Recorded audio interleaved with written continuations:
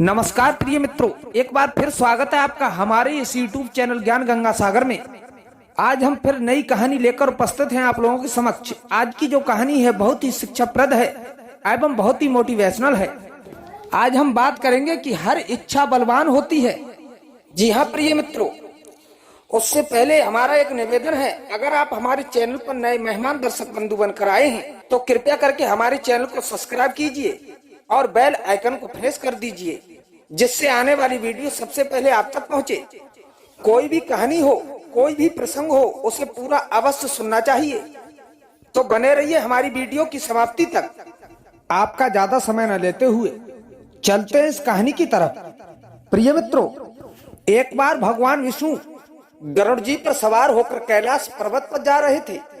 रास्ते में गरुड़ जी ने देखा, क्या देखा कि एक दरवाजे पर दो बारातें ठहरी हैं।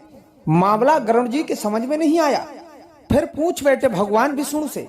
गरुड़ जी बोले, प्रभु ये कैसी अनोखी बात है, विवाह के लिए कन्या एक है और बारातें दो आई हैं। मेरी समझ में तो कुछ नहीं आ रहा है।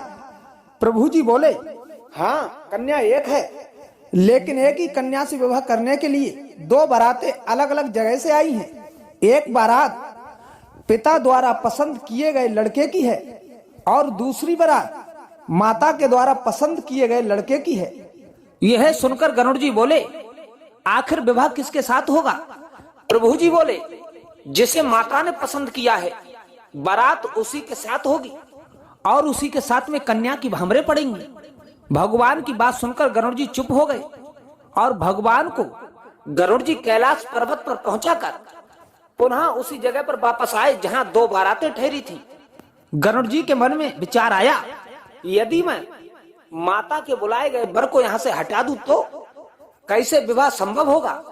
प्रिय मित्रों, फिर क्या था, गरुड़ जी ने उसी लड़के को उठाया जिस लड़के को लड़की की माता ने पसंद किया था और उस लड़के को ले जाकर समुद्र के टापू पर छोड़ दिया। ऐसा करने के बाद गरुड़ जी थोड़ी देर उस जगह नहीं ठहरे। तभी उनके मन में विचार आया, मैं तो इस लड़के को यहाँ उठा लाया हूँ, पर यहाँ पर तो खाने पीने की कोई व्यवस्था नहीं है। ऐसे में इस निर्जन टापू पर यह लड़का मर जाएगा और वहां पर सारी बारात 56 भोग का आनंद ले रही होगी। यह बिल्कुल उचित नहीं है, इसका पाप मुझे लगेगा। इसलिए इसे खाने के लिए मुझे कुछ इंतजाम करना होगा। यदि विधि का विधान देखना है तो थोड़ा परिश्रम मुझे करना होगा। ऐसा विचार करके गरुड़ जी उसी स्थान पर वापस गए जहां पर दो बारातें आई थीं।